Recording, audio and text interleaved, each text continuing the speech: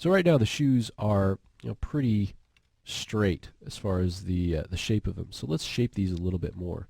So this is going to be his left shoe. So I'm going to go ahead and kind of pull this out a little bit. Let's take this side, kind of pull it back a little, just to create a little bit more of the shape that we might expect to see for our shoe. They should be a little bit different, the right and the left. Okay, so maybe something like that. Maybe take this down a little bit more, just so we get a little bit more of that shoe shape that we want to get. Now we can also start to extrude up the high top. So I'm going to select these newly created faces. So with this box modeling technique, a lot of times you're going to be extruding in, and then you're going to be using some of those faces that you've just created to continue to build.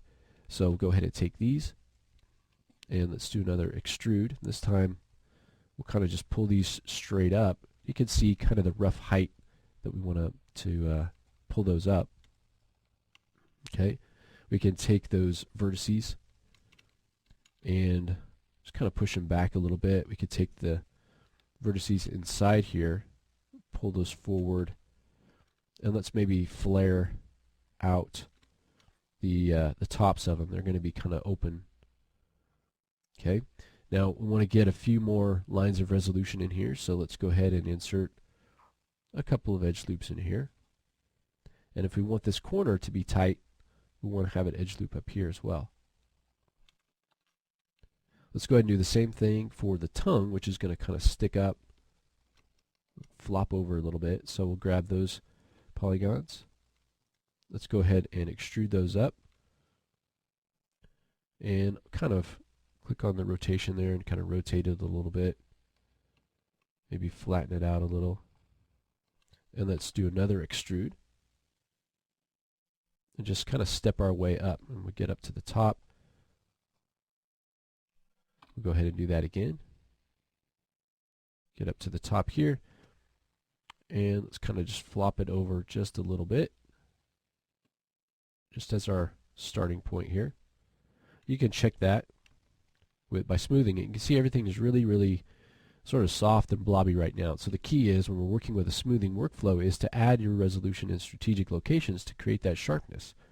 So we want a division here where we have the rubber meeting the rest of the shoe. So I'm going to go ahead and use the Insert Edge Loop tool. And let's come in and add a few edge loops. So I'm going to add one right here, and let's add one right in the middle. And oops, let's go ahead and take that one, and I'm just going to scale it in a little bit. Okay. Now it's still not going to be really tight, but you'll see that line here, but we can tighten it up a little by taking another edge loop and butting it up against this one. You could do the same thing up here if you wanted to create a nice seam there where that meets. Now the bottom, it looks kind of odd because it's not so sharp at the bottom. So what we can do is come down here and add an edge loop down here to kind of tighten that up. Okay, I actually think that's probably okay, but if you wanted to make it a bit sharper at the bottom, you could take all of these polygons and just extrude them in a little to create a little bit of an edge all the way around, and that would really tighten that up. Okay, a lot of times you'll see for tight edges 3 edge loops coming across on the geometry. Now if I want to create a little bit of a raised area, I could do that too. So I could go ahead and use the Insert Edge Loop tool, put that where I want my raised area to be, and then with that still selected, I could go ahead and just bevel it. And let me grab the bevel here and change our offset a bit. So now it's taken that one edge and made 2 out of it. And then I can select that resulting loop by just clicking on one and then shift double clicking on the next one, and then extrude that out. That'll give us kind of a soft raised area around there. If that sticks out a little bit too far, maybe you want to push it in a little bit more so it's not sticking out so much. Okay, and then here, we've got this edge going all the way around right above there. It's probably going to bulge out a little bit, so we could kind of take this and scale it out a little, and then you could go in point by point and fix that up. Okay, we can also come in here under the arch and start to kind of push this in a little bit. Maybe pull these out a little bit more. And just start to do a little bit of shaping on that. Okay, come in from the side and you can start to see, okay, I need to kind of move this in to match it up with the shape that I want, depending on how close you want to get to your artwork. Okay, in this one our tongue's kind of up here, so we can go ahead and add that. If we stretch it out too far, maybe we want to come in and insert another edge loop in here. Add a little bit of detail there. You can see it's still a little bit squared off here in the back, so I'm just going to come in here and just pull this forward a little bit more. Maybe pull these back a little bit just to add a little bit more roundness to it so it's not all squared out. When you're doing box modeling, if you start from a cube, you're going to be working with that cube shape, trying to make it into another shape. Sometimes it can be a challenge. If you don't go far enough, it can still maintain that sort of squared off shape. And so you really want to take an effort, or make some effort to kind of get away from that squared off shape. Of course, that's if you're making something that you don't want to be sort of squared off, you want to be a little bit rounder. Okay. Now let's add a little bit more detail. I want to have an area in here where we're going to put our laces. So I want to make that a little bit of a, indent that a little bit. So I'll go ahead and select these faces here. And we go to low level. Let's just extrude those. And I just want to create a little bit of a sort of a place for those laces to be. Okay. And you take that in a little bit more if you want.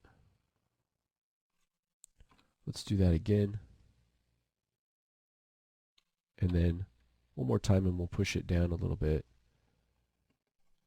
And then we'll need to do a little bit of shaping here. Kind of push this back towards the base where that last sort of lace would be. And then I'm going to take these, kind of pull this in a little bit. And the same thing here. And down here as well. So we can just take these points and scale them in lieu of kind of grabbing them and moving them. We can just scale them together. And let's take these and push those in a little bit.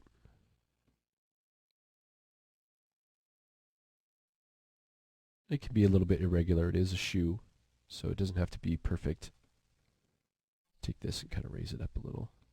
All right. Now we can also start to add a little bit of detail if you want to. You can see we've got these lines kind of in here. Well, what we can do to make those is just kind of select a loop of these and kind of extrude them out to create that kind of pillowy sewn look. Go ahead and do that on these. Oops. You want to make sure you don't have something selected that you don't want. Go ahead and extrude that out. Okay, you can do the same thing coming down here.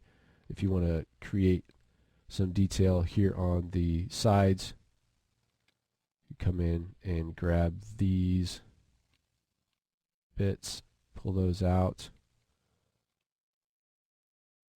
maybe all the way around the front would be good. Go ahead and extrude those out. So you can start to see how we can add a little bit of raised detail just to add a little bit of interest to that. Now if this gets a little bit too sharp in here, we can always come in and remember, if you want to soften up the line, you want to move the edges further apart.